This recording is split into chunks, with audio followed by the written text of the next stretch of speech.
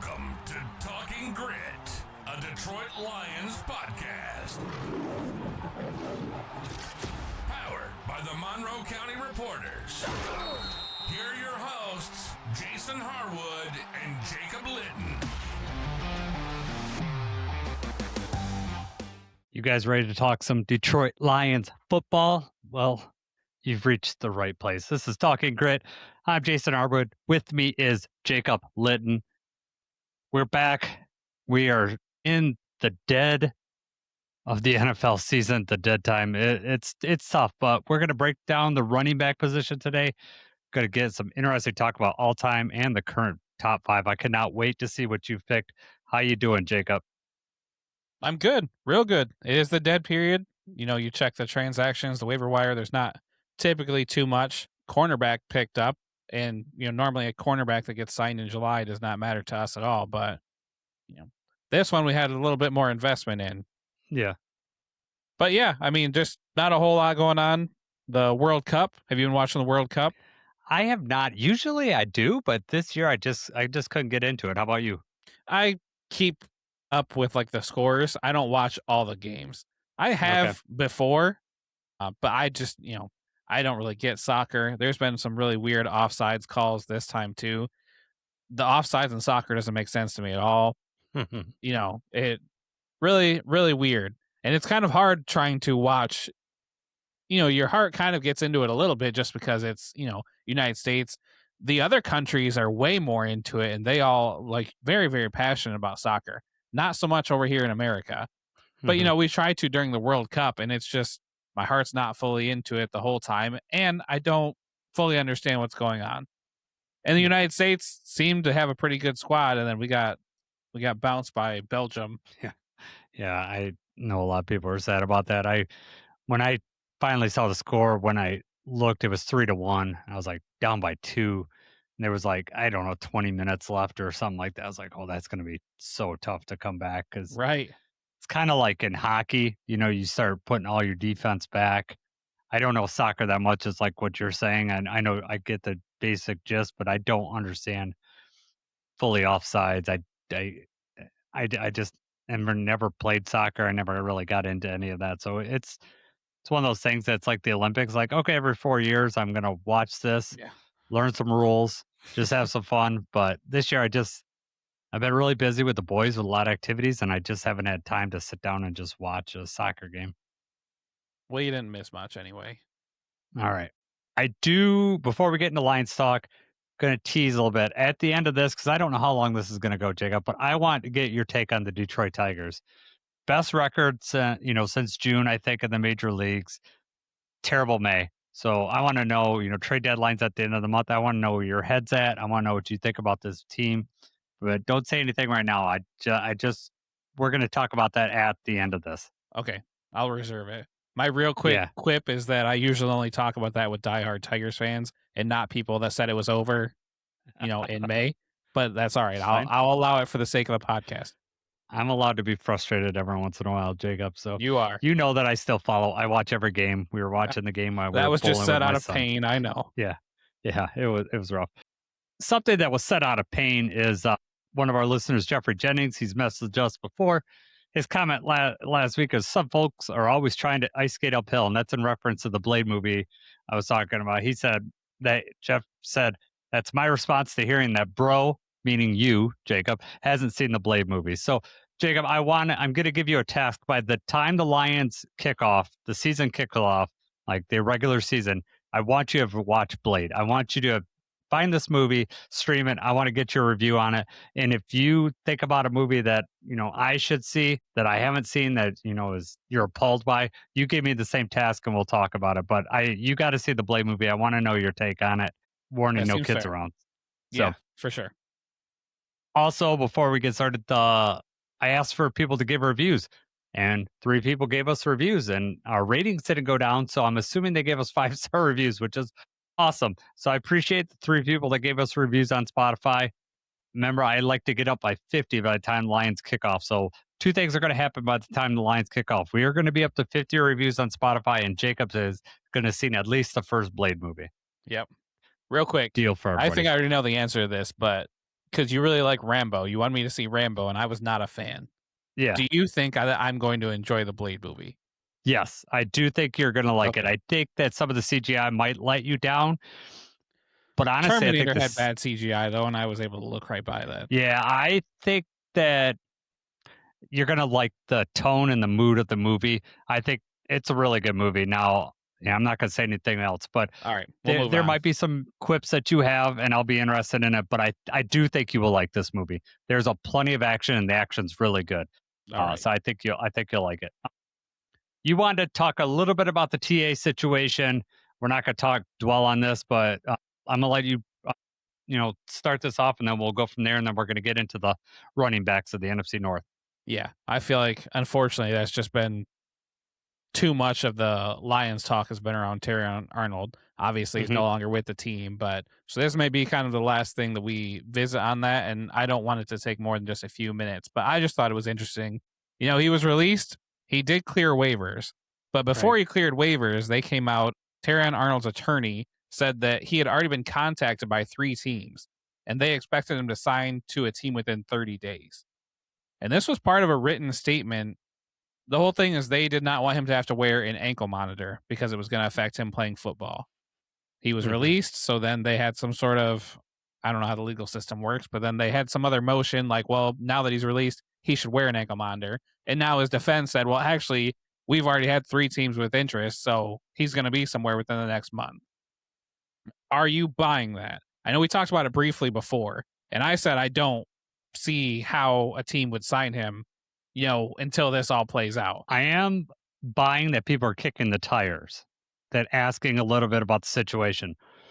Them contacting his attorney and asking questions is not the same as, hey, we want this guy on our team as soon as possible. They're just doing their due diligence. That's my opinion. I don't have any other information other than that, but that's my opinion is it's a first round cornerback, a former first rounder, still in the market. Obviously, didn't have the results on the field that you want, but first rounders are, we got Peyton Turner on our team at edge because he's a former first rounder. Like there's talent there. People are going to, especially at the cornerback position, you're going to want to, you know, have all your options open. My And he's still question very is, young. right. Yeah, exactly. My question is, if you're Terrion Arnold, you're not going to get the contract that you want, right? So are you going to sign a year's worth of contract? I because I would imagine you wouldn't sign a multi-year deal because you're never going to get, assuming he thinks he's going to go free and all that's, the legal stuff will be matched up. He would hopefully by next year have this cleared up. So does he sign for a year? Does he need the money that bad that he needs to sign? If he does sign, is there, or is he going to get suspended anyways by the commissioner? There's so much in there. I think it's smoke. I don't know if there's any fire there though. Yeah. I mean, I just don't see it happening, especially, I guess, if there is some sort of a competition to get him, if there are really 3 teams that are actively wanting to sign him, then maybe he thinks he's going to get a fair deal. But like you said, I mean, if he's signing for a minimum contract, what's that really got in it anyway? He's not going to sign for a multi-year, and any contract that he's going to sign at this point will definitely have, fully be able to be fully voided if the thing goes south with the legal Yeah. system. So I just don't see him signing anywhere. Yeah.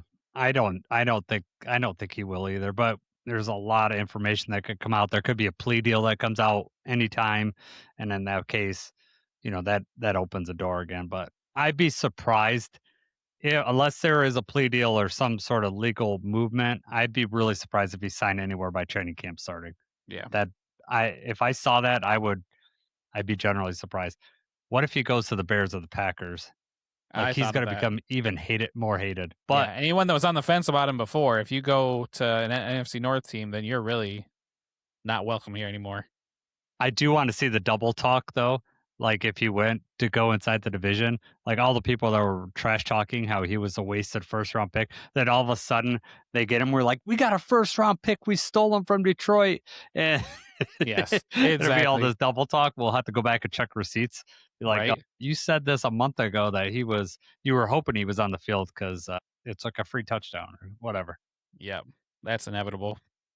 Exactly. All right, man. Let us move on to let's get into these running backs, man. I'm really excited about what you're going to pick for your top 5, both current and all-time. So I don't know about you for your all-time, but I only picked running backs I personally saw on the field. I don't know like how deep you went into yours, but you don't need to share it now, but I'm curious. I only picked ones that they were top 5 all-time that I saw with my eyes play live. Yeah.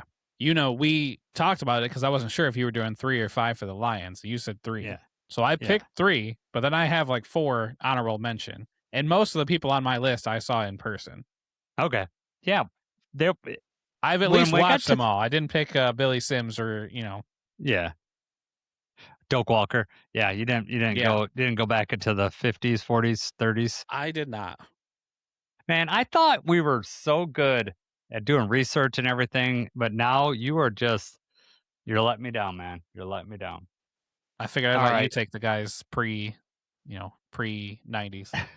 Pre-war. Yeah. It's your expertise. Exactly. Yep. Totally. All right, man. Let's hit up with the Lions running back room. I'll let you start off and then tell everybody who we got back in there. It's weird going to the running backs because half of these other position groups that we've been doing, it's taken a solid 3 minutes to list all the defensive linemen's names and everything off. Mm-hmm. So it'll be much quicker here with the running backs. Yep. So starting with Jahmyr Gibbs, obviously, the newcomer Isaiah Pacheco. Then you have Jacob Sailors, Sione Vaki, Kai Robichaud, and Jabari Small. So basically, you take David Montgomery out and replace him with Isaiah Pacheco, and it's a very similar running back room, other than Craig Reynolds. But what do you like about him? I know you're devastated about the David Montgomery not being on this team. I hate it. Yeah, I know you do. And so probably seeing this and doing this probably hurts your feeling. Do you think, though, that it's going to affect wins and losses this year, having David Montgomery off this team? I don't think so because of his underutilization last year. Mm-hmm. That's not his fault. That's the way the team was running last year. They weren't using him like they should. He still was impactful, but not as much as he was, 2 years ago. He actually just came out and had like a podcast interview, and they asked him stuff about the Lions. I don't know if you saw any about that, but he there was nothing surprising. We all knew what it was. He wanted the chance to keep doing what he's doing while he can. Can't fault him for wanting out, but it sucks for us. I mean, still all positive about Detroit. He thought he was going to spend the rest of his career here, but I mean, he also saw the ascension of Jahmyr Gibbs, and he knew what was coming. He'd be in the room with him every day. It's hard. The thing that I think is tough for me, I think Isaiah Pacheco could be a nice pickup for us, and I'm really happy that we got him. But we've improved our offensive line. It got to a point where Montgomery might have been pretty effective this year, just with them creating holes. The way they're going to maul people. Like K Mays can, he's strong. He's going to push people over. He blocks differently than Graham Glasgow did. He might create more space for Dave Montgomery to run straight through. So I'm mad that we're going to miss that opportunity. But at the same time, if we're going to truly give Jahmyr Gibbs the keys to this thing, it was a good move to move on from David Montgomery. Take that back. No, I know what you're saying. I know what you're saying, but we had the best running back duo in the league. Having David Montgomery and using him how we could have enabled Jahmyr Gibbs to stay healthy and to stay fresh longer. Yeah. I get, if he's only carrying the ball 15, 10 or 15 instead of 20 plus, then that's less chances that lightning strikes and he breaks off a 70-yard touchdown. I understand that. But you also have to think if he's going to be the bell cow, all of a sudden he's getting a lot more touches. If he's getting banged up or something like that, if he can't go for a week, I think the drop off from David Montgomery to Isaiah Pacheco is very big. Yeah. I get that. I can understand that. But I also think if you're going to continue to use David Montgomery the way you're going to use him, then that was the right move to get to do that. Now, Isaiah Pacheco could very much surprise us. He's quicker than Dave Montgomery. He will rush with power, and I think using him in a limited role, he is 27. He doesn't have a lot of mileage on him. I think he's still got a chance to surprise us, especially with our offensive line hopefully being improved this year. I don't think Pacheco has ever played a full season though. Yeah, I don't know if he has or not, but they also tried to use him as a feature back in Kansas City, and I just don't think that that's him, just Right. because of how he likes to run. Let's get down since we got a little not as many roster spots, so we could talk about each one of these players, Sailors and Baki. Um, is there going to be a do they both make this roster? Do you think both of them are on the 53 when we start? I don't think that's a guarantee. Yeah. I mean, it's going to depend on special teams and how the kickoff team looks. Jacob Sailors looked pretty good in the preseason last year, also, even when he had chance running the ball. I think he Hmm. earned a spot last year. I think he's got to earn a spot this year. So I wouldn't Yeah. carve it in stone just yet. I just I hope could that see a Vaki bolt. stays healthy and that we can see what he's got. Yeah. Unfortunately, he's I think constantly been Baki makes injured. this team be a special teams regardless. Like if he's RB4 or whatever, it'll cost a roster spot on a different part of the team.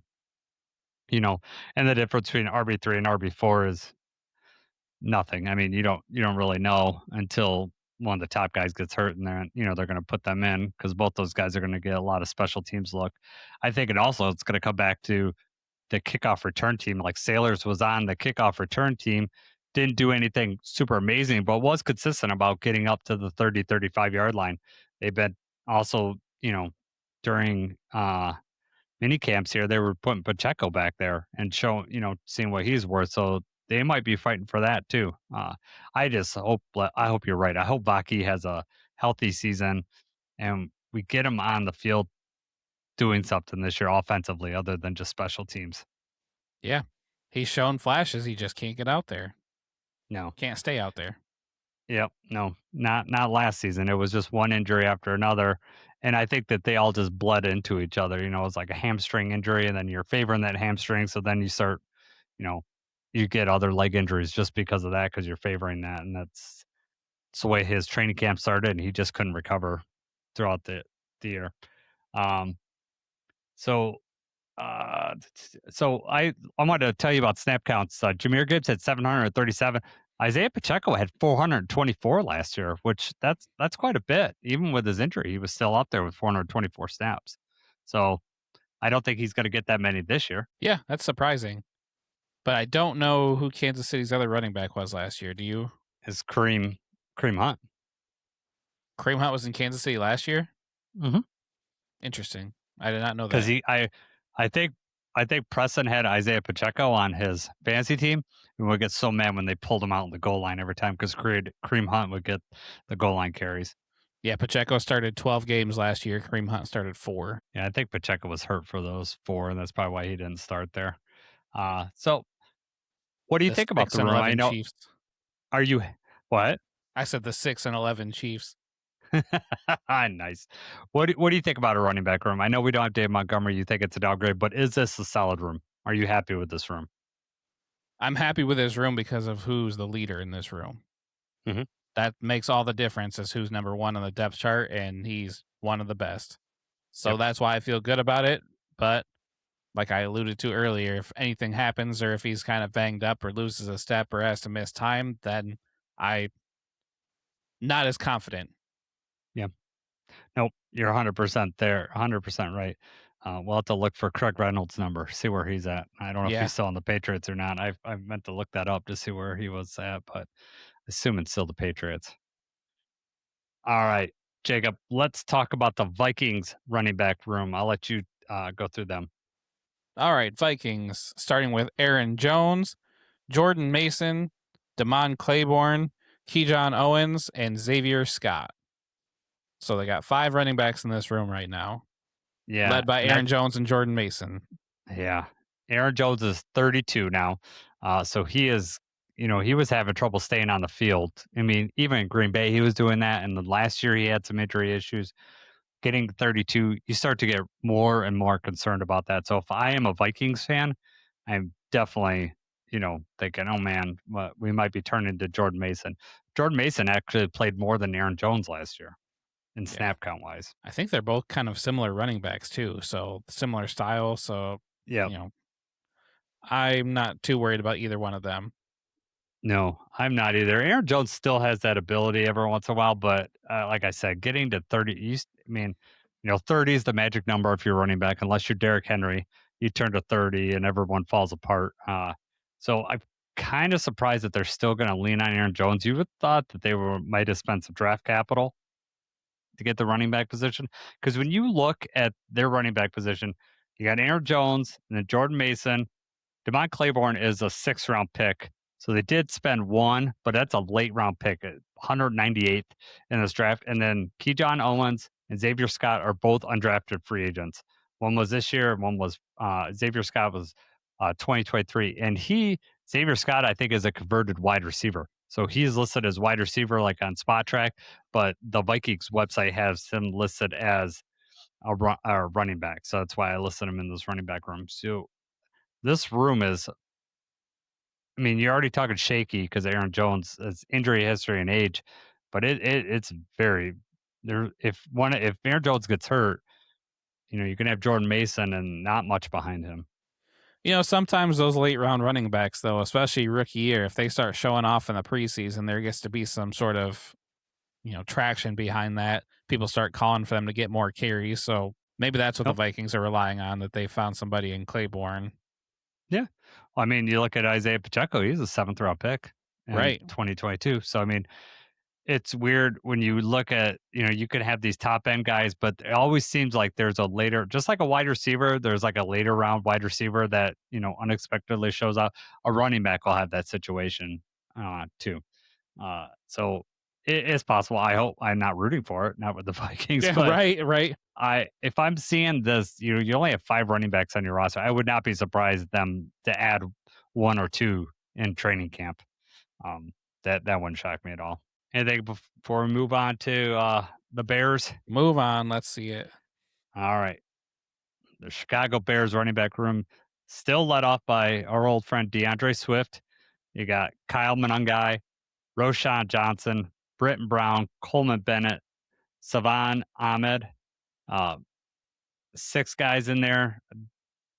Their offensive line was pretty good at blocking for these guys last year. I was kind of surprised that Monangai was rated 46 out of 59 the running backs, because when I watched him, he looked explosive and strong and powerful. Maybe I didn't see some poor games from him, but did you like what you saw from Monangai last year? I actually did, and I was surprised by that too. And I kind of thought that, the Bears kind of did have a 1-2 punch they're trying to. If they can limit Swift's, not carries, if they can limit his snaps, I guess, limit his touches just a little bit, maybe he'll stay healthy longer, because that was obviously a big issue for him here in Detroit, is just being able to stay on the field. But maybe Pro Football Focus rating Monangai that low is that his success is more of a product of the offensive line and less his own doing. Maybe that's why, he's not finding holes or something like that. But yeah, in the couple games that we saw, and the highlights that I see on Red Zone and things like that, it looked like Monangai actually was playing pretty well. Especially, like we just said, he was a 7th-round pick. Yeah, strong around the goal line. I mean, big, powerful guy. Just looked. I don't know. I guess I could look into deeper why it's like that, or maybe a Bears fan could tell me why he's rated that low. I'm also equally surprised to see DeAndre Swift rated 9th. He,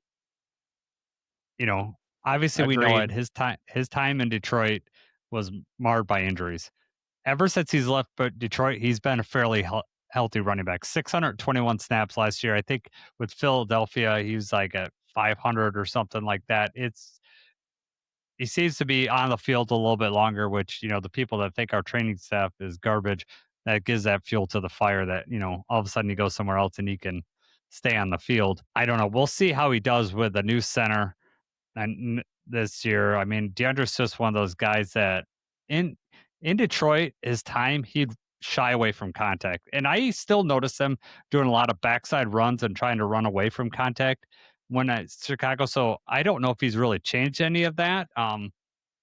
So I don't know. It's we'll see how it goes. I'm kind of surprised that they're still sticking with DeAndre Swift, but maybe for the contract that's what they wanted to go. I mean, for Ben Johnson's offense and what they're trying to do, if you got somebody that's rushing for 1,000 yards and a 1-2 punch, I wouldn't be surprised to see Monangai be the primary back at some point this year. I mean, this version of them is like the Dave Montgomery, Jahmyr Gibbs. I mean, not not on that level, but that's what they're trying to replicate there. You got your do-it-all guy, and Monangai. I don't know what Monangai did for. I guess I could look up his receiving yards. What did Monangai do receiving wise? Is he anything out of the backfield? I don't remember Some, him but I doing don't it. think that he's much. Yeah, I can look up his specific stats, but I mean, Dave Montgomery could. There was a lot of overlap between what Jahmyr Gibbs and Dave Montgomery did. I 18 don't catches, think. 164 yards. Yeah, so not that much in his rookie No. year, but maybe he'll develop that part of his game. I think with Swift and Monangai, there's a definite difference differentiation. I just said that wrong, but you get the point of what their skill set is. Swift is your shifty back that's going to try to go to the outside. Monangai's just going to try to bowl you over. I don't know. I kind of like that punch. We'll see how Swift does this year with I don't think the offensive line will be as good, so we'll see how he does this year. But um it'll be interesting. They have a strong backfield. Roshan Johnson is someone else. He only had 4 snaps. He's been injured, so he was someone that they picked in the 4th round, 23, but really hasn't shown too much at the NFL level. Yeah, typically running backs that are Monangai size don't usually have, like, when you do the bell cow thing, they're not breaking off those big runs. And especially in Ben Johnson's offense, you kind of want somebody that's going to be able to get the outside and get loose and not just, hey, I'm going to run over the linebacker and get 3 or 4 yards here. Mm-hmm. And I think that if he was going to overtake DeAndre Swift, I think there was opportunity to do that last year when the offense was rolling and he had the chance to get more snaps and steal some touches from him. And I don't think he really did that. Yep. So we'll see. All right. We'll see. All right, let's move on to the Packers room here, and we'll talk a little bit about the top guys' legal stuff going on here. So why don't you tell everybody about the Packers room here? All right, the Packers. We're starting with Josh Jacobs, obviously, followed by Marshawn Lloyd, Chris Brooks, Pierre Strong, Damian Martinez, and Jaden Nixon. So on paper, and you look at what they've done in their NFL careers and last year, doesn't look like there's much behind Josh Jacobs at all. Marshawn Lloyd, somebody that made some noise in training camp and somebody that they were pretty excited about. And I don't know that he didn't play at all last year, but he was a 3rd round pick in 2024. And I don't know that he played more than a game or two the other year. Yeah, he did not. I think I have his snap counts from. I drafted Marshawn Lloyd in my dynasty league, and I've had to keep just stashing him on the injured reserve. And I keep thinking about cutting him, and now with all the Josh Jacobs stuff, it's like, oh God, I can't cut him now because he's next in line if something happens to Jacobs. So Marshawn Lloyd was drafted in the 3rd round in 2024. He had 10 snaps that first year and then 0 snaps last year. So since he's been drafted 2 years ago, he's had 10 total snaps. Yeah. Not good. And what do you still have? What injury was it? Is it ACL? Were they opposite? Knee? I don't know. I'll look it up right now for you. Okay. I don't know. But Josh Jacobs, Pro Football Focus has him rated the 4th highest running back right now. He did have 554 snaps last year. I mean, I don't think that he played as good last year as he did before. So for him to be ranked top 5 and be as highly touted as he was before is kind of a surprise for me because I don't see that at all. I think that's more based on his reputation and what they saw him do before that.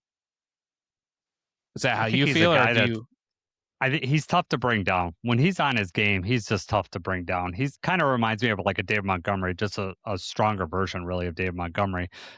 Someone that you think's going to get down for a 2 or 3 yard gain, and then all of a sudden he's shifty enough to get to 6 or 7. That's where when Josh Jacobs is playing Josh Jacobs level, that's where he's at. He's just hard to bring down. And especially if he's good offensive line play in front of him, creating some gaps, that's all he needs. And he'll get you, he'll get you what you need. He'll keep you ahead of the sticks. And maybe that's where Josh Jacobs comes in. He's not going to necessarily get stopped for negative yardage. So that could be a positive why he's rated so high. The fact that he was injured so much really affected the team last year. I thought because even like when he was getting those snaps, like it was obvious that he was injured. And there were some parts of the game where they'd have him out for a whole quarter. You'd be like, where's Josh Jacobs? And he's just sitting on the sideline. Remember that happened in Lions games, so if that's going to continue, that's really going to affect your team. You asked about Marshawn Lloyd. His injuries were hip and hamstring strains, both in 24 and 25. He had a groin pull last year and then severe hamstring strain, which you know how those linger, and especially if you're a Yeah. running back, that's not good. He did have appendicitis in his rookie season too, which sidelined him but then he tried to come back and then from the appendicitis, and then he got re-injured late in the year with another hamstring strain. So it's been just hamstring after That's hamstring after terrible, hamstring. terrible Yeah, luck. yeah. But if that's the kind of track record that he's already having, what are the odds that he actually stays healthy here? Mhm. Exactly. That's the thing. It's like, um, who's the guy that we draft? Who was the running back that we drafted in the second round that was injured right away, tore his ACL or his Achilles this first year? I can't remember. Mikel Lashore, was it Mikel Lashore? That Michaela sound Shore right? out of Illinois. I was Yeah, I thinking you were think talking about Carryon Johnson, but no, not Kerryon Johnson. he also It had an was ACL thing. yeah. So it's Michaela like Shore started 1 year, I think. Like yeah, yeah.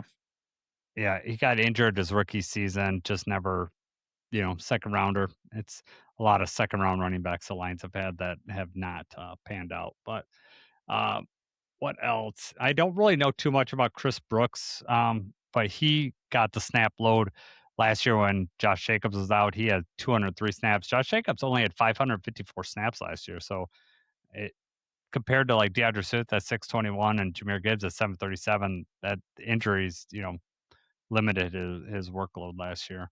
Hmm. They have Pierre Strong and Damian Martinez. Both of those are draft picks, so they're not undrafted free agents. And Jaden Nixon was an undrafted free agent from last year. I think it's.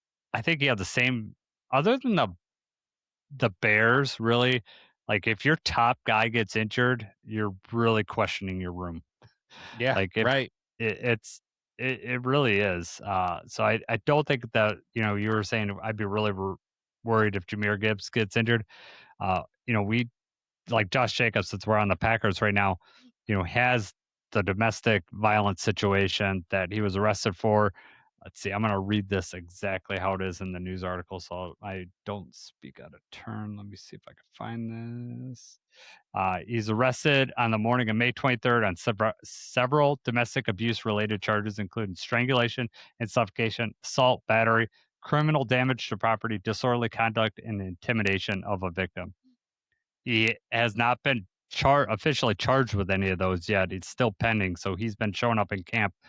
But two things could happen. One, they could get charged, and he might be off the team, or the NFL does their investigation. And he gets suspended either way. So that is pending. I don't know how that's gonna how that's gonna pan out, but I'm sure it's on the Packers' radar.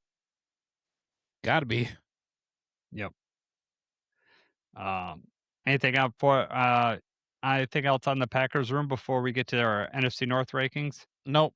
Let's move on. All right. Let's move on to the NFC North quarterback or running back rankings. Surprise, surprise, I'll go with the Lions number 1. We have the best running back in the division and, maybe in the NFL. So I'm going to give that a nod.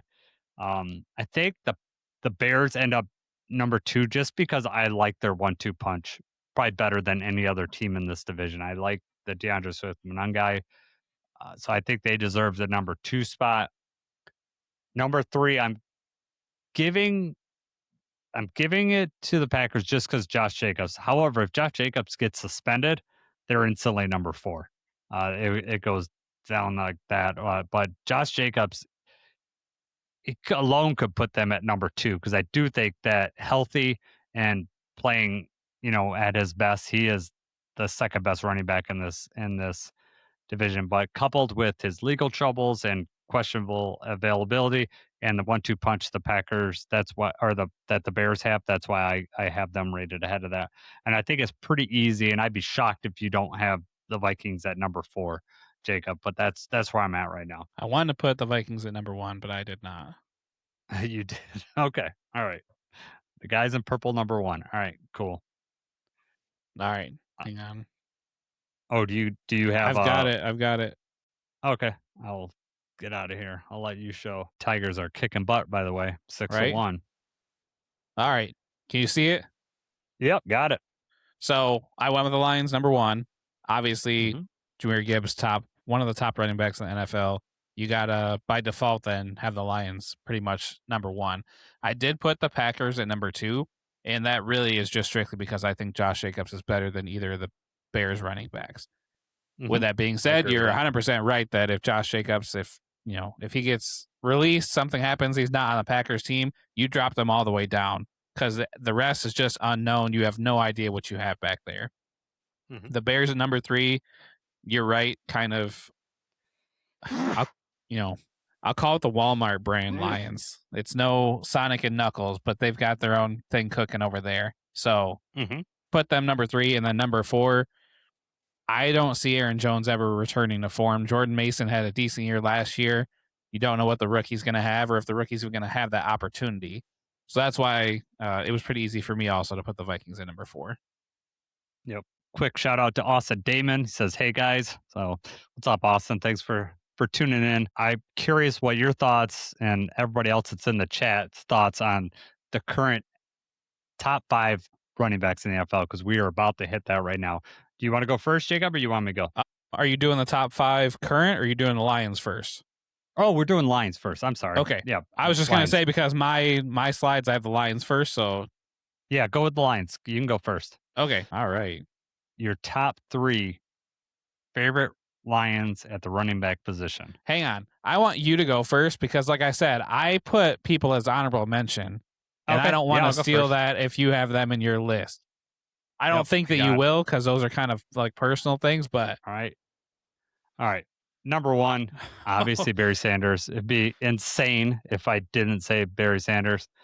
Kerryon Johnson, I'm so mad that he had messed up knee because he was a really fun running back to watch. And whether you believe that Patricia screwed him up, I don't know, but I really like Kerryon Johnson. And Kevin Jones he scored me a lot of points in fantasy. I remember I was just so happy to have a Lions running back on my team that I could count on. And for like a half season, he was putting up a ton of points. And I don't remember what season that was, but I always like Kevin Jones. There are many other when I picked these top 3, and I could when you said, "Are we doing top 3 or top 5?" I was like, "Man, I could have went 5 for sure." But I was right. just trying to whittle it down to 3. Surprisingly, because it felt like it took him forever after Barry to get another running back. But since then, there was, it wasn't. Well, I don't want to ruin your guys, but there was a couple guys that were standouts. But then there was just a bunch of guys that you just wanted to root for, Right. and that's what Yes. this list is perfect for. These guys are like, Yes. I personally want to root for these guys. So Let me I'm gonna when I get mine, we'll talk about it after my honorable mentions because I'm sure that's yeah, some of the people that you're referring to. exactly. So all right, I'm gonna let you throw yours up there, and then we can get to talking. All right. All right. So my top 3 all-time Lions running backs. So number 3, I'm going to go David Montgomery. All right. I think when we look back on the whole Sonic and Knuckles thing and his time here, maybe not as long as some other people, but I mean, if you look at the total number of games played as a Lion, he had a significant number compared to most of the other running Mhm. backs that we had. He was very impactful. He was part of, when the team got good again, the resurgence, the Dan Campbell era. So, I think 20 years from now, you're looking at it, you're going to bring up David Montgomery and Jahmyr Gibbs. Number 2, I've already got Gibbs. Nice. You know, when you look at everyone who's carried the ball for the Lions, as far as people that I've seen or just in since I've been born, Gibbs has already earned his spot at the top. And I think on most teams, probably he would earn a spot in their Mount Rushmore of running backs. He's done enough. He's that sort of player. He's electric. But when you have Barry Sanders, you can't surpass him. Yeah. Right? I don't know. It would take a lot for Gibbs. He'd have to have a long career. He'd have to do a lot to be able to pass what Barry meant to the Lions and what he still means to Detroit. Yeah. So I had to go Barry Sanders number 1. And I'm sure I you can't knew even. that. I don't know anyone that could rank the Lions that would leave Barry out. I can't imagine what Gibbs would have to do to take over the Barry Sanders spot because right. I mean, if he wins the Super Bowl, that's a start, right? Because that's like something Barry didn't do. If he's integral, like, the huge run in the Super Bowl, you know, just takes it to the house, from 70 yards out, ends up winning the game because of that or turning the game around. He's definitely going to get there. And some of it will be recency bias. I mean, you will have those conversations if the Lions win the Super Bowl and Jahmyr Gibbs does something amazing. But as exciting as Gibbs is, Barry just like in one season has more amazing runs that Gibbs has had in his career so far. It's unparalleled what Barry Sanders meant to the city, what he meant to this team, what he means to me. So that's a very interesting question. What would Gibbs have to do to surpass Barry as far as like the number one running back in the city? And it's just so hard to think of anybody else. Like I don't, he would have to have just an insane career. And I mean, even if he won MVP and won Super Bowl and stuff like that, I still think that would just make it a more difficult conversation, maybe. Yeah. But I just don't, I can't imagine anybody surpassing Barry as just being the king of the Lions. Yeah. It'll be a generational thing though. Cause like you could have like my kids. Gibbs goes and wins the Super Bowl. He's with the Lions for 10, 12 years. My kids have never, they've seen the highlights of Barry, but their whole life is going to grow up with Jahmyr Gibbs. So some Michael Jordan, LeBron James thing? Yeah, that's exactly what I was going to say. Like, it depends. Like, it's so hard to explain the greatness of Barry Sanders or the excitement that he gave you week to week that I could just see that younger kids or someone that never saw Barry live could side with, not at this point in his career, but I'm talking down the road. I could see you could have that argument, and it's all generational. But for me, I don't know. Like I said, the Super Bowl is a start. Like he wins that, then we start to have a little more conversation. He gets 10 years with us, and he starts surpassing some of Barry's records. Then you start thinking about that stuff too. The interesting thing is, I think that if he gets even close to Barry's rushing, I don't think he can do it. But if he were to get close to Barry, he'd have to have a longer career than Barry to get there. Then he breaks Barry's rushing year at two different eras. So you could have the argument like Jahmyr did it in, a passing league, whereas Barry, like it was just turning into a passing league when Barry was there. I mean, Barry was, running backs were getting drafted first round all the time during that, when Barry was there. You still had bell cow backs, whereas a lot of teams have gone to, two running back sets and splitting a lot of time. But yeah, I mean, the counter also is just to say, well, you know what? Barry Sanders did it quicker. Even if like Gibbs does like break the record, he's going to, he's going to have done it in more games than it took Barry. Yeah. You'd also have the argument that like, you could make the argument that there was more around Jahmyr than there ever was around Barry. But I will push back a little bit. We did have the number one off. I said, the Jared Goff treatment. Yeah. Yeah. Jared Goff, Scott Mitchell, and then you got the Amon-Ra St. Brown, and you could have the argument of Amon-Ra and Jahmyr, and then you would, you had Brett Perryman, Herman Moore, Johnny Morton. Those are solid players. It's just we didn't have the offensive line necessarily during those times. Just nothing all match, and the coaching didn't match at that time. It just didn't happen. And Jahmyr's here at the right time in Lions history for sure. Absolutely. So who are your my honorable mentions? Real quick, just if you had to guess one, just try to guess. I think there's either 3 or 4 on this list. If you had to guess one that you thought I put on there, Joique Bell. Is Joique Bell on there? Joique Bell is on there. All right, I'm going. Yeah. So these are my Theo honorable Riddick's mentions. Great. Yeah. Theo Riddick, a serious threat in the passing game. I saw Theo Riddick score that game-winning touchdown against the Dolphins happen right in front of me. And that was just, that's something that was just an awesome experience. Joique Bell, he had the Wayne State thing. Detroit, man, awesome. Javid Best had the concussion problem, but he broke off a couple of those crazy runs, gave us a lot of hope for a year or so. And then Jamal Williams was the running back when we first started with the Dan Campbell era. You're always going to have the Hard Knocks clips of Jamal Williams. And when we beat the Packers to finish the season, when he said we're the Detroit Lions, I forget the quote now. Stop playing with us, or whatever he had said right there. So these are just guys that I feel like deserve some flowers too. People that I loved. I really hated to see Jamal Williams go, but David Montgomery, quickly made me forget. Mm-hmm. What if Pacheco makes you forget about Montgomery? Is it possible? Never. I would be very, very, very surprised if Pacheco plays even close to what Montgomery did. All right, I got one. Well, there's two guys that I want to add to your list. Yes. One is the Tom Kennedy of running backs, and that's Zach Zenner. Yeah. Remember Zach Zenner? Of course. The guy that you just knew who's going to be on the practice squad. He's going to get called up. Just someone that I think about at this time. He was a preseason darling, right? Everyone loved him in the preseason, and then he'd always end up on the team somehow with injuries. A guy that I liked and then got a playoff touchdown was Reggie Bush. I thought about him, but my thing was when you think Reggie Bush, you think Saints. Like you think of anybody other than the Lions. But he was there during that playoff run, and he was effective. Yeah, no. Well, he scores that touchdown in Dallas, and I think the game's over. I think the Lions are up huge at that point, and it was, I was like, oh, we're going to get our first playoff win in that game, and that was after he had a long touchdown.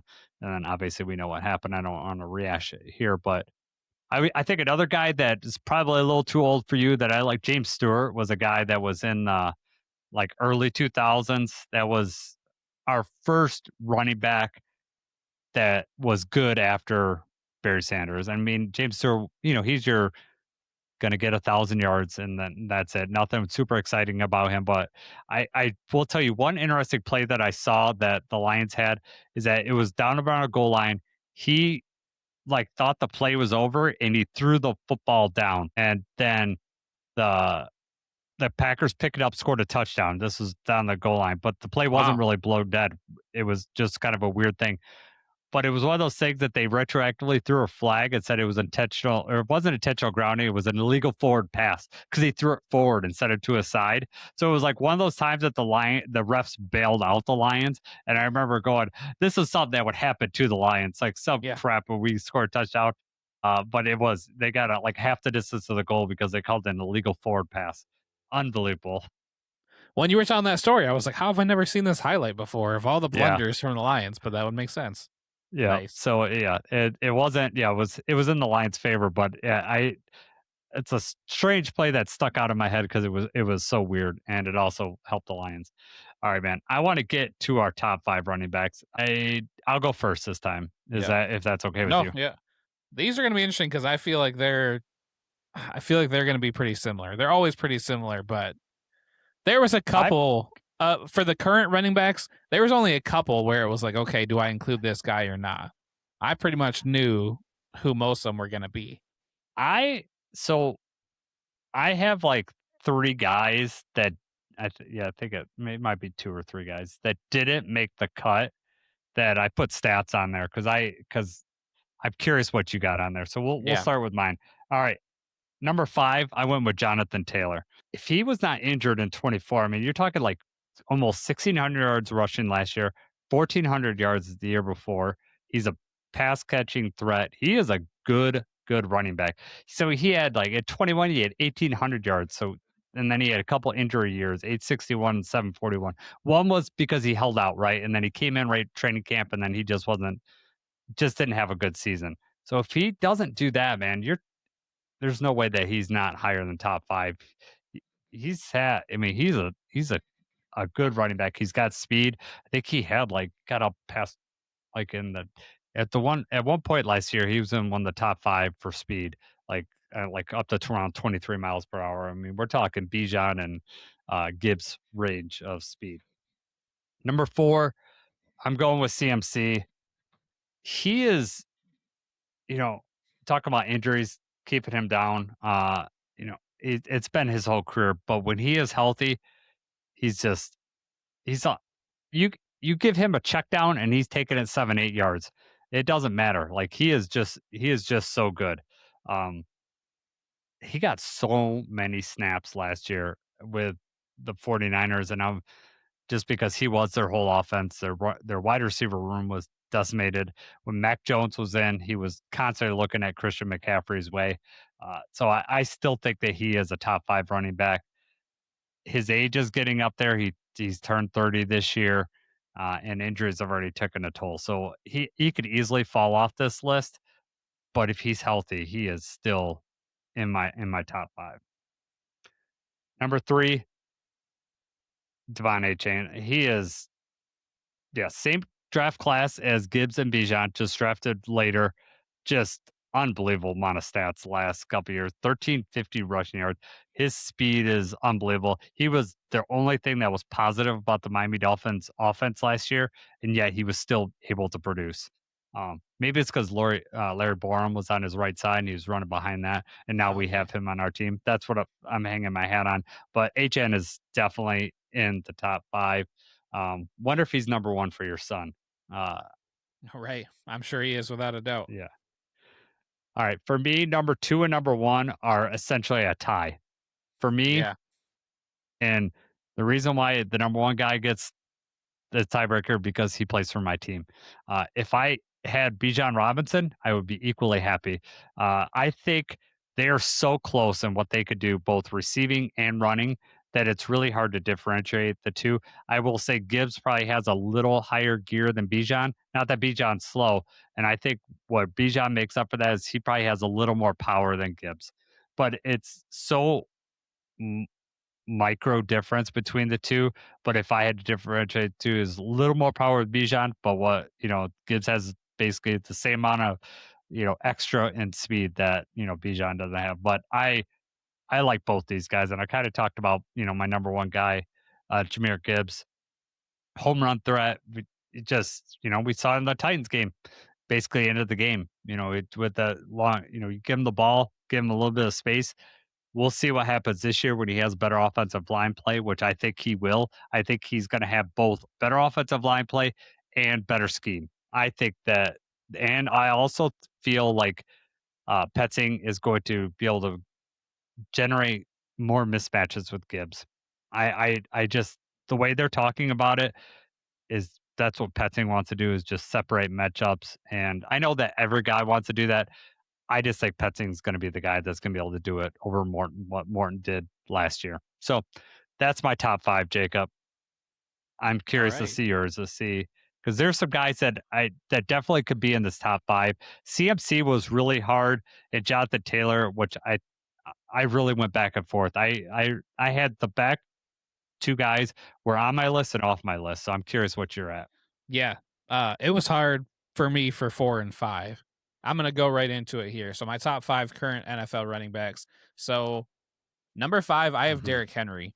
Yeah. And I know that he did kind of fall off a little bit last year. Maybe all those carries and his size and everything are kind of getting to him a little bit, or just playing in Baltimore.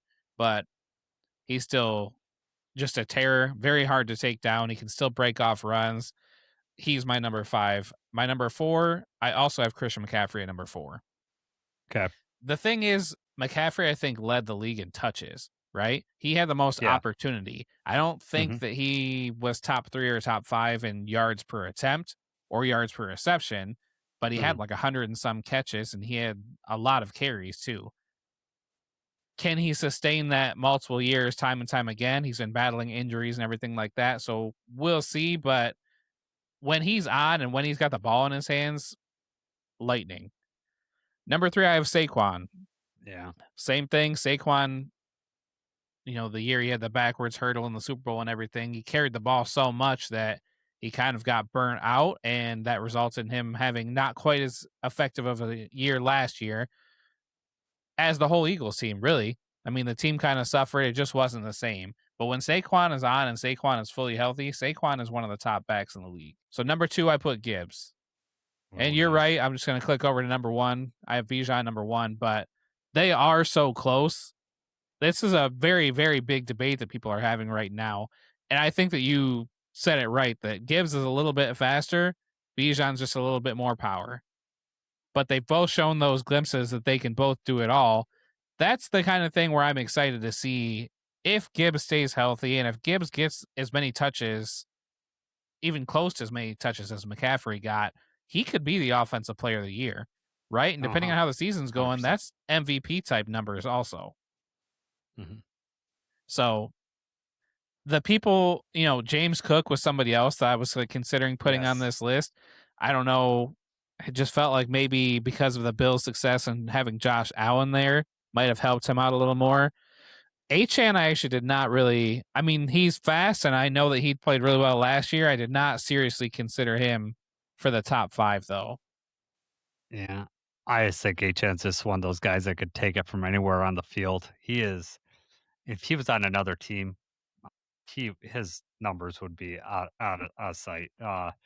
He's got his work cut out for him too, being the Yeah, main. Because look, you have Tua, you have Tyreek, you have got Waddle, you've got all this downfield threat and all this speed, and now you have none of that. So yeah. now when they're game planning, their game plan is just don't let Achan break one off. I think the same thing was happening last year, though. I really do. I think that Tyreek didn't play very much last year. Tua was terrible last year. Right. It's one thing. It's for me. It's one thing if your quarterback's putting up huge numbers and you suck. It's because you're coming back and you're doing all this stuff. Running back is not the same thing. You know what I mean? The running back is like it's hard to put up garbage time numbers for running backs. You it, you just don't see it. So a lot receiving maybe receiving yards, Right. but rushing yards no. And HN had what 1,350 rushing yards last year.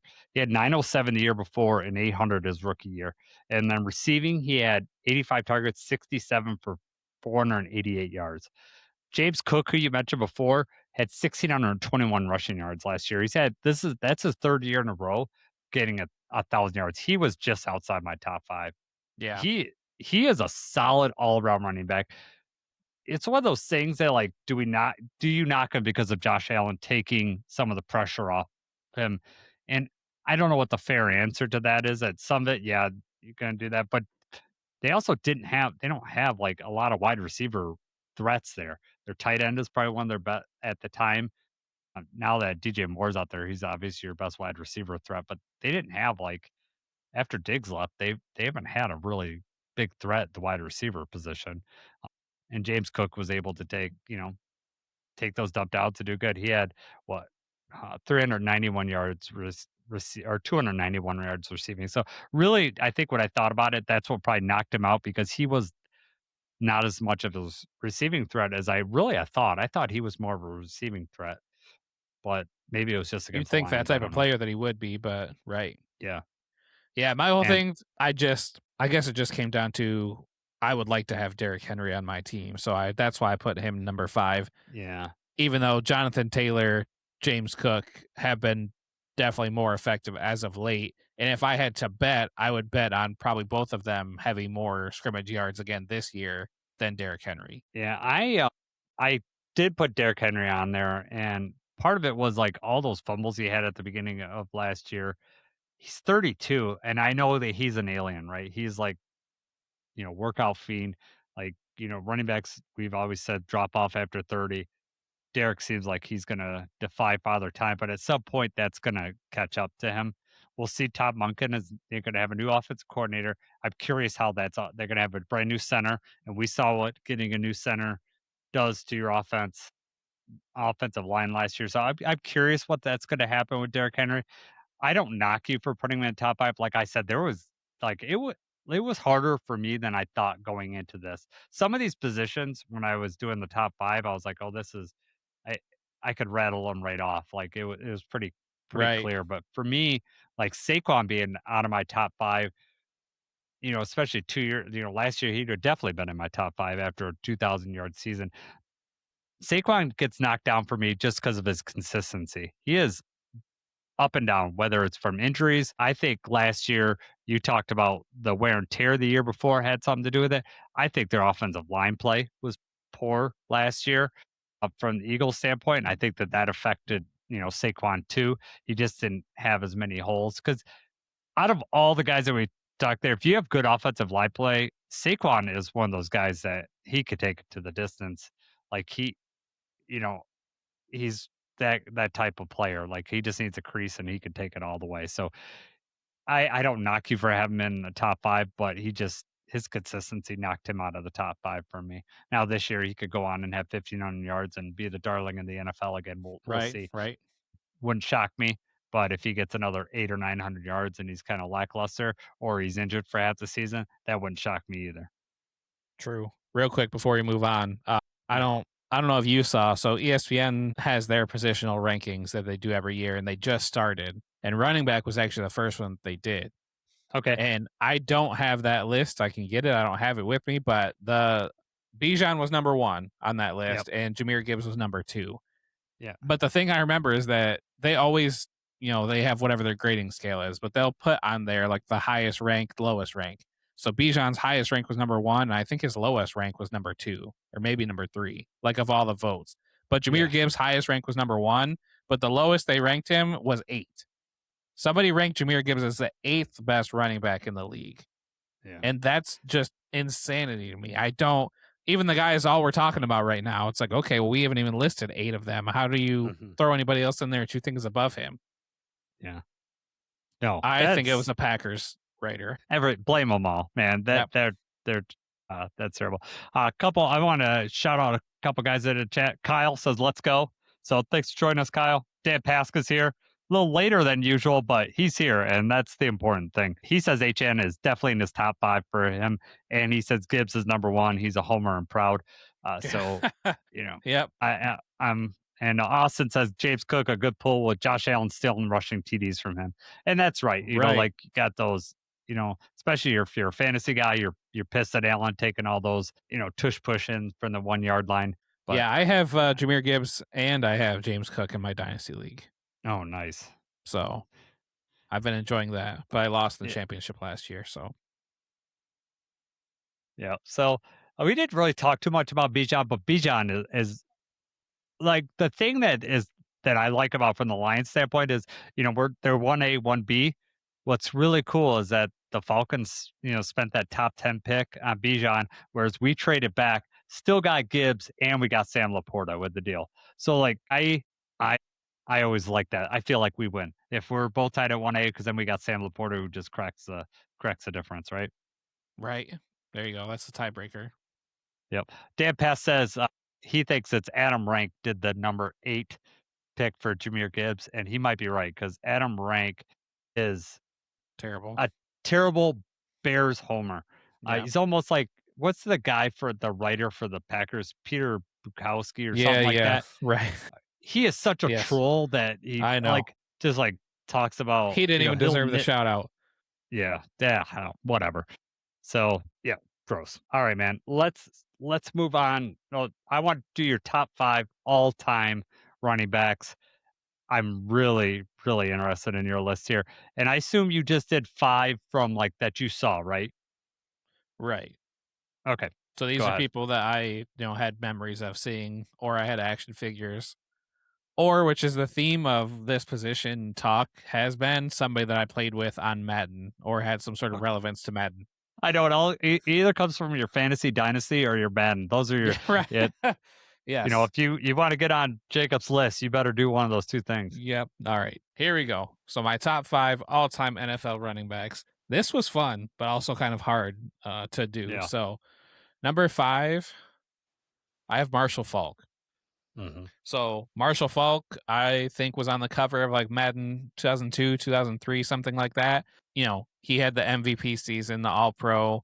He was one of the top running backs. The trading cards and the different things that you had, Marshall Faulk was everywhere. The year that the Rams beat the Titans in the Super Bowl, Marshall Faulk played for them when Titans were 1 yard short. So somebody that I remember and somebody that just felt like he was around for a long time and was constantly good. Number 4, LaDainian Tomlinson, someone else that just was around forever, but somebody I really, really enjoyed watching play and somebody I would have liked having on the Lions. 31 touchdowns in 2006, which is just insane. Played at a high level for a really long time. He also had an MVP award in there as well. Number 3, Emmitt Smith. Super Bowls for the Cowboys. When I was younger, I think I told you this already, but the Cowboys on TV all the time. I had an Emmitt Smith jersey also. I had Emmitt Smith action figures. He was part of America's team. They definitely had him out there. And it was somebody that I really liked, really enjoyed watching. It obviously had a good product on the field, had the rushing record. Number 2, Adrian Peterson, the former Detroit Lion, probably less known for that. Also, 2,000-yard season, also had an MVP, several All-Pros. This guy was just different. And I mean, I saw him play in person, and he was just a monster, just bigger than everybody else. Like, that dude is a running back, and he was just fast, powerful, and he did it for a really long time, including with the Detroit team during COVID. So, my number 1 all-time running back, Barry Sanders. And maybe that's a homer pick, but I think that he legitimately, the knock on that is just that he didn't play as long as he could have, right? And what could have been. That's the only negative thing that you can really say about Barry Sanders. Anyone that watched Barry Sanders play or looks at highlights or stats or anything, I mean, obviously I wasn't alive when he won the Heisman and during college and everything like that. But I mean, if you look at his college stats even, you're like, this guy was amazing. His Heisman season stats are, I don't have them memorized, but look at them at the time if you want to be odd at numbers. They are Yeah. 200 insane. plus yards a game. It's like nobody could stop this guy.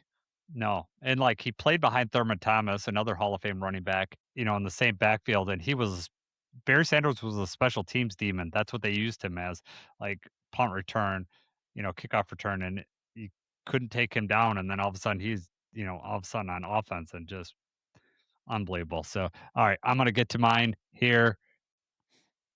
We may share some of the same here, but we'll see. I went with number 5, Emmett Smith. Yep. It pains me uh, because Barry should have the all-time record. Emmett does. Emmett, I don't think so. Emmett never wowed me anywhere close to what Barry Sanders wowed me. It wasn't even close. And I know the argument was like if had the line for Dallas, then he would Barry would have just annihilated all the records. And I agree with that. Um, but Emmett deserves a lot of accolades for just remaining on the field. He was, really tough. He hit the hole. He could break away from people. He didn't have like super top end speed, but he was also tough and didn't shy away from contact.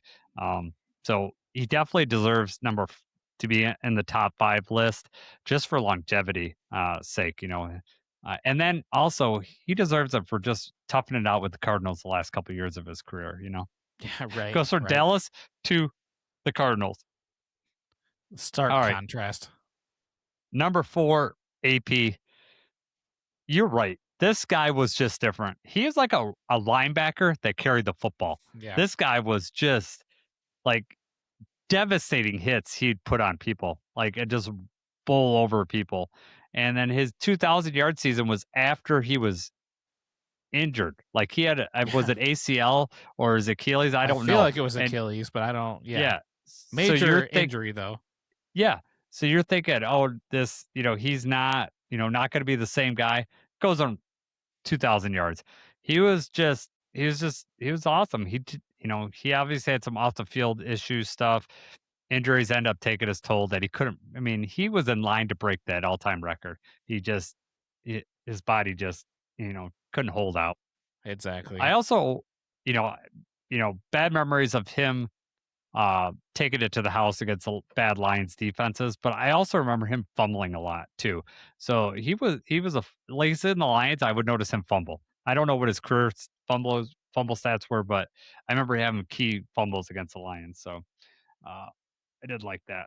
Number 3, Marshall Falk, who you put in was that number 5 for you? Yeah. Yep. Greatest show on turf. The guy was, talk about a fancy darling, like receiving, but he was a guy that was a game breaker and he was a mismatch maker. Mike Mertz had him, offensive coordinator had him, a perfect chess piece to, use. Marshall Falk started out with Peyton Manning. Like Peyton Manning got drafted, Marshall Falk, they traded him to the Rams, and you're like, oh my God, Peyton Manning and Marshall Falk would be amazing. But, they end up getting Edgerrin James. So the Colts did all right, in the running back department, but Marshall Falk was just different. He was you talk about like Gale Sayers, like 18 inches of daylight. It seems like that's all Marshall Falk needed was just like a small sliver of space, and he would do good. So yeah, he definitely was the catalyst for the Gray Show on turf. Without him, it doesn't work like that because he was dangerous running the ball and he was dangerous receiving. Number two, I went with LaDainian Tomlinson. This guy was like one of the first guys, and he might have been the first, I don't know, to get 100 catches out of the backfield. He was dangerous however he got the ball. 31 touchdowns, like, just he was amazing. The knock on him is that his teams, he never did anything in the playoffs. I don't think he ever made it to the Super Bowl. Just it it's a shame. You got similar to what my number one player is, Barry Sanders, right? You're gonna have like that knock that you just didn't have the playoff success. And I think that will hound Tomlinson and probably haunts him at night that he just never had that success. And why he is not higher ranked on this list. It would take a mountain to move Barry Sanders off my Right, list. But right. it for some other people, winning a Super Bowl might be enough for that. One thing I will tell you about LaDainian Tomlinson I thought was cool, like, it was not cool when he scored a touchdown against Detroit, but in, Detroit, when he scored a touchdown, he would always flip the ball to the ref like Barry Sanders style, out of respect for Barry Sanders, and I really, really respected that about Tomlinson. Number 1, the GOAT, Barry Sanders. I know we talk about him endlessly on this show, obviously, just and you run out of words, you run out of hyperbole, you run out of whatever you want to say about this guy. But all I will say is he made every run, everything exciting. Could be a 5-yard run. It would, if they had Statcast now, you would have like him running 60 yards to gain 3 yards. Like Right. the Statcast, like just the traces on the field would be awesome for a guy like Barry Sanders. So I'm curious whatever his top speed was because he seemed to have another gear that he'd get to the second level, but he'd also, I noticed, sometimes get caught from behind. So I'm curious what his top speed was, uh, but there's no one else ever built like Barry Sanders. And if we're ever to see someone else like him, we're very, very lucky. The Saquon Barkley run where he did the backwards hurdle, which is like, how can a human do that and like stay on balance and all that stuff? That was a weekly event for Barry Sanders because you'd be like, how did he do that? How did he know that guy was going to be there? How did he see that? How did he get out of that tackle? How was he strong enough to do that? That was a common occurrence, and that's why Barry Sanders is the GOAT because he does what on a weekly basis you might see a running back do something that defies human your eyes Yeah. seeing it, but that was Barry Sanders that had that all the time. And, he was just all those running backs wrapped in one. Just didn't have the win. You maybe would like to have him catch more balls out of the backfield. I hate it when they pulled him out from the goal line. Um, he'd have even more touchdowns if they wouldn't have done that. There's a lot of things that we left on the table for Barry Sanders. I'm glad that he's back with us. I'm glad that he's back to the stadium. He still gets him and Eminem still get the loudest cheers in the stadium by far. Yeah, look forward to seeing him this year, and I can't wait till we hoist that Lombardi and Barry's next to us. Right. That'll be awesome. Awesome. Yep. I mean, he's the Lion King, right? King of the Lions and the running back GOAT, according to me and you. Yep. Dan Pass says that he came to Albion in '92 and was able to see him. He didn't realize he was witnessing greatness, but he was awesome. Wow. And I Nice. find it hard to believe that you didn't realize you're witnessing greatness because it was very evident for me. So Dan's probably maybe he's just saw it as something that was transcending. Like maybe because when you're young, you think that another player is going to come along. You think another Michael Jordan's going to come along, right? Someone that changes the game, someone that does something that no one else has been able to do. And there hasn't been another Barry Sanders. There's been like Saquon was the talk. Like when he came out, like that's the closest guy that you could compare it to. He's hasn't had, the kind of impact that Barry Sanders had. I mean, you talk about Barry Sanders had like, multiple years of 1500. He rushed for over 2000. He was an MVP at the running back position for the Detroit Lions. It's not like we had a lot of playoff success that you know, that you're giving him the MVP. It was he was just that good and that much better than everyone else.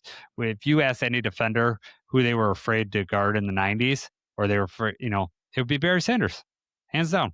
He was embarrassing people. I think Yeah. that's the difference. He's the most elusive of all time. Yep.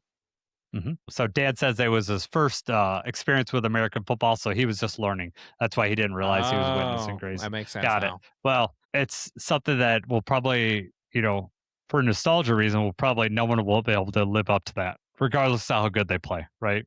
But like I said, there's no one else that's ever going to repeat Barry No. Sanders. All right. That was a fun exercise. Next week we have quarterback talk, and the top 5. I had tough doing that for both the current and the all time. We came from different quarterback eras, you and I. So I'm really curious, like if I delved too far from you, or if you went back a little bit further than what you watched. So I'm curious. I don't know if you put your list together or not, but I have did. not. I have Yeah. not put mine yet. It's tough. I'd start working on it earlier because it was like some of the stuff that was you did with the running back. I think it's a little tougher for quarterback. So I'm curious what you come up with. We teased at the beginning the Detroit Tigers stuff. I want to spend about maybe 5 or 10 minutes talking about what you think they should do. Terrible May. They played pretty good baseball since then. Best in one of the best in majors, if not the best in majors record since June 1st. Are they sellers at the deadline, or are they buyers, or are they stand pat? What would you do? I think being buyers is out of the question. Okay. I can't say, that's tough. I can't say that I would absolutely hate it and be like, what the heck are we doing? Like, if we do go that route, I think the most likely thing is that we're sellers, but I don't like that either. I just don't like, if we've got a team, if we have a possibility, like we could get it done, we should try to get it done. We've got Skubal, the rotation looks good. We've got injuries and different things like that. We've been playing very streaky, but when you look at our rotation, that's who's going like in a playoff series. We have some of the best starting pitchers. We are able to control that if we can get some run support. And that's why it's like, okay, well, if we're a buyer, I can't say that I would, be like, what the heck is Harris? What is this team doing? Can't stand it. I just still feel like they're going to end up trading Skubal just out of the fear that if we don't, then he's going to walk and we get nothing. I definitely don't want to pay Skubal. I do not want to give him a 10-year $1 billion contract. So that's the tough part is, do you let him walk away and we get nothing for it when we could get, a solid maybe 3 prospects and draft pick or something like that? Or do we just let it rock and see what happens? So if I had to bet, I would say that we trade. Okay. There is so much nuance to this because you got the labor dispute coming up, which could limit what Skubal can make next year, right? So, it depends. They want a salary cap, which I really hope happens in the MLB. I want, for us being like, Detroit's a really good baseball town, but obviously we're in the lower economic spectrum compared to the Yankees and the Dodgers and some of these, Mets and, Philadelphia, some of these other bigger market teams. That factors into it. Like Skubal could sign a contract right now for 10 years and it would fall, be grandfathered in or, but I'm like you. I don't want to pay Skubal that much. We already saw that he got injured this year. Not that that's like, I know he came back in record time or whatever, but I don't believe in paying any pitcher that much. Now I know we've had the freak Verlander that pitched forever, and I know this hasn't been a good look this year, but for every Verlander, there's 15 to 20 other guys that are out of the league in 2 years. You look at Garrett Cole for the Yankees, right? Top guy, they paid him a bunch of money. Didn't play last year, hasn't played half this year. Tigers blew him up when he came back this year, so it's like, it's hard for me to fathom to pay any pitcher, at the $40-50 million a year range, which is what it's going to take to get Skubal. And the fact that Boris is his client makes me want to deal with Skubal even less. And Skubal did that stupid Detroit tour thing that he did during the offseason, which I'm sure Boris put him up to, try to Right. endear to Right. it seems so disingenuous to me that I didn't like it. I love Skubal. I love his passion. I love what he's meant to the city. I love that he gave us 2 Cy Young awards. I love that he's been the best pitcher in Major League Baseball the last 2.5 years. I just don't believe in giving him a huge contract. However, I also don't believe I don't like the idea of giving him up for, a bag of baseballs either. Prospects are very hard, is They it don't worth the work out lottery for us ticket? anyway. How many trades? How many times have we traded for prospects where they've came and Right. replicated any sort of success? I feel like most prospects that we trade for, they might make it to Detroit, but they don't make it long term. They don't make enough Right. of an impact, and it's always that we basically lost the trade. Right. And also, if you lose Skubal, you're gonna sign him up for I don't know what they're gonna do. In the current system, we would, you know, offer him a contract, he'd turn it down, and then we would get a draft pick when we get a first round pick. So you're getting that at the very least. So anything you get in a trade has got to be better than that, right? I mean, the only other benefit of trade is trading him early in the season is a financial benefit, and that's the Illich about saving the whatever 8 million or whatever he's got to pay him for the rest of the year. I mean that not that that's going to be a benefit to you or I, but that could be a benefit to Illich. It, I would lean more. I'll take the lottery tickets depending on how they finish out. But I finish the rest of this month. But I just find it hard to believe that we're going to overcome all those teams ahead of us. If we are buyers, though, Jacob, what position are you buying at the deadline? Like if you are the Tigers, what position are you trying to fortify? Man, that's a tough question. I don't know if you try to get another outfielder. I mean, I don't have anybody specifically in mind that I know that's on the trading block either. Do you know people that are available? Yeah, I'm not sure, but for me, I'm just going position wise. Bullpen is where it's at for me. I mean, Yeah. we have that's where we screwed up in May. Could not hold a lead. We've been able to score runs since June. We've been hitting a fairly large amount of home runs. I don't know. At one point, we were number one, and since June, I don't know where we're sitting at now, but it seems like we're hitting home runs all the time. Kiter Montero is like this cheat code that we've been pulling out of the bullpen and used for like 3 innings, but it almost seems like he should be a starter because he's been that good this year. You got, you're hoping Jackson Jobe comes back at some point, which could, you put him in the bullpen. Reese Olson will be back next year. The prospects for our starters are pretty good, even if we don't have Skubal. Mize is the True. question mark. Like Right. I'd rather just keep Mize, sign him to a reasonable 3-year deal. I'm okay with spending that much on a pitcher. Like that way, if he does get injured, you're you're not out a lot. But I think Mize, the way he's pitched really the last 2 years, has shown that he's someone that could frontline your rotation. I know he's not as talented as Skubal, but I really feel like if he was our number one and we rounded it out with Reese Olson, you know, Troy Melton is a really good Right. pitcher. He is like the next guy that you're like, okay, this could be a Cy Young pitcher somewhere down the line. Mize could win a Cy Young. Like it all could fall into place with him one year, not this year, but I mean, it just in the future. If he keeps pitching this way, he could be his sinker is devastating. He gets swing and miss on that pitch. He is a former first overall pick for a reason, but he's just learned how to pitch now too. He's That's the lost some thing. What I stuff. was saying about the rotation, because if you have Skubal, Mize, Melton, Fromber. and then Fromber, yeah. I mean, that's a tough rotation to beat in a Yes. playoff series. You Mhm. just can't have these games where, Skubal gives up 1 run and we don't score any because everybody's gone cold. Yep. And that's why I was thinking, if you get somebody, I don't know who's out there, but if you get somebody in center field, maybe if you get somebody, with more of a bat to play second base. Well, if Glaber's our guy, if he comes back, Right. If Glaber were to be back, the offense moves much better with him at the top of the order because he's pretty good at like even if he gets out, it's a productive out, right? He's moving the runner over, he's hitting it to the right side of the field, or he'll just take his base hit. He'll do what needs to be done. He's a nice table setter.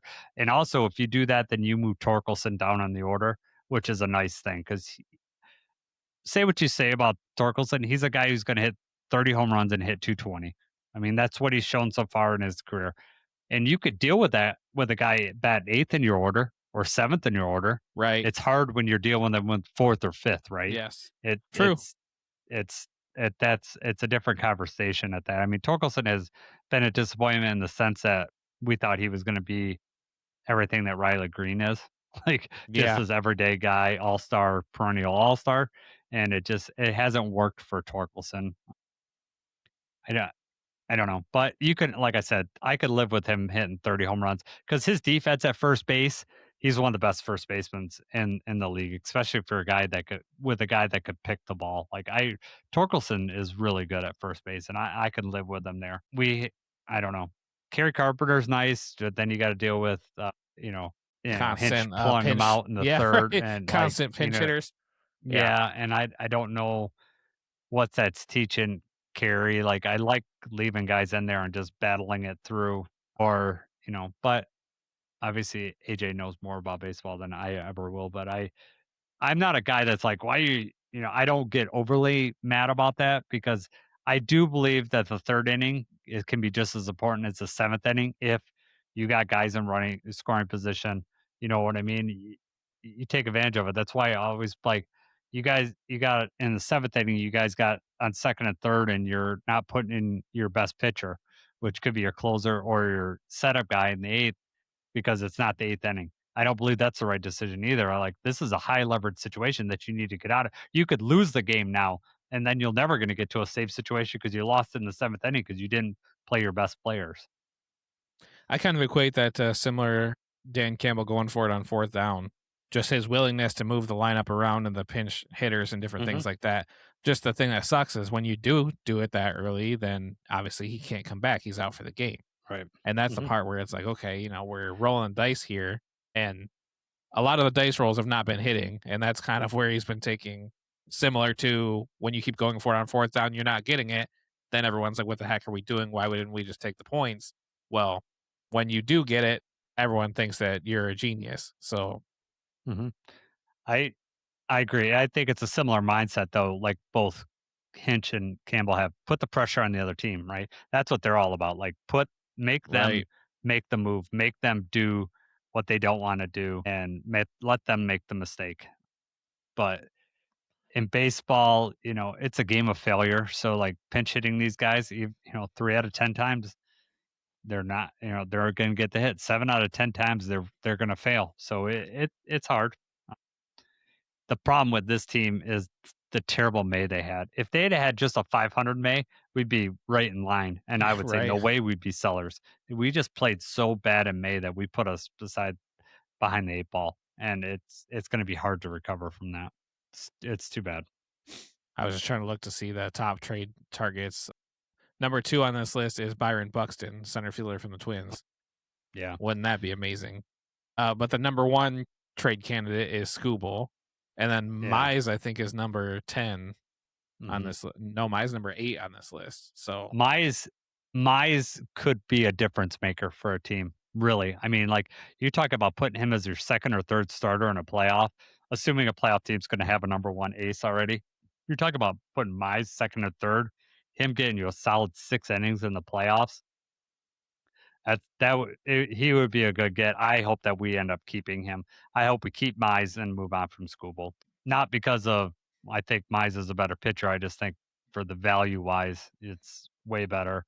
And we got two Cy Youngs out of Skubal. I just don't know if he's going to keep getting Cy Youngs. But he's a guy that could win you a if series. If you were betting, do you say that we're buyers, sellers, or that we stand pat? I think that we're gonna. Oh man! Or just rank them in order of likelihood. I honestly, could I tell you that I could see us. I don't know if you consider. I could see us trading Skubal and still making the playoffs. I could see a situation that we trade Skubal and we still make the playoffs because I think would agree with Kyler that. is really good. And I'm not saying that because anything to deal with Scooble. He's been amazing. He's been everything you want from a teammate, like whatever. He's been what I want from a baseball player. However, I think our starting pitching is fairly deep. We're going to get more people. We're going to get more. Melton's getting healthier. I think Job's going to be back. Like I said, I could see a situation where they're just like, we're trading Scooble no matter what because we're not winning the division at this point. We're not leading the division, and it's let's get something for him. And then they still make the playoffs, and then at that point they make the playoffs, and we don't have Scooble on the roster. Then you're pissed, right? Yeah, But right. is this team good enough to win the World Series without even with Scooble? Probably not. I mean, the Dodgers are just going to walk away with this thing again, and I hate that. I want salary cap so bad for that just to break up that team. Right. Real quick, just to relive it. But so July 8th of last year, we had a 14 game division lead. So we're 7 games back right now. Yeah. So if you say 7 games kind of might be a lot to overcome, we had a 14 game lead. Yeah. Basically exactly a year ago. And we had an AL best record. And so began the streakiness of the back and forth, the up and down. We have to figure out a way to beat the Guardians outside of the playoffs. We do. Yeah. If I hate the Guardians. If we want to have any chance this year, we're going to have to finish well against them. Obviously, everyone and White Sox as well. Right. And I don't know if the White Sox are going to continue doing what they're doing. They could falter down the stretch easily. The Guardians are just one of those teams that will do just enough. They could do just enough to win their bullpen is that good. Their starting pitching, I don't think is like amazing, but it's good enough to get to the bullpen, and the bullpen will lock you down. You got to score runs early on them. So I don't know. My confidence of the Tigers making the playoffs is not especially high. Apparently, the latest they're like at around 25% chance of making the playoffs. At the beginning of June, they were at 8%, I think. So they've drastically increased it, but We're they're hitting still that on the trajectory. low side. Yeah, I mean we had 1% or something 2 years ago, and still made the playoffs. Yeah, so right. 20-some percent is way higher than that. We'll take it. Yep. All right, man. Let's head out of here. Next week, quarterback talk. And then after that, we'll have to figure it out. We'll come up with some other lists. We'll figure it out. So I want to thank everyone for doing reviews. I want to thank everyone for their comments. Thanks for the guys in the chat. Appreciate you guys. And I appreciate you, Jacob, for hanging in every week with me. So Yeah. appreciate it. It's been a pleasure. For that guy, Jacob, I'm Jason. Let's go Lions. Tigers won today.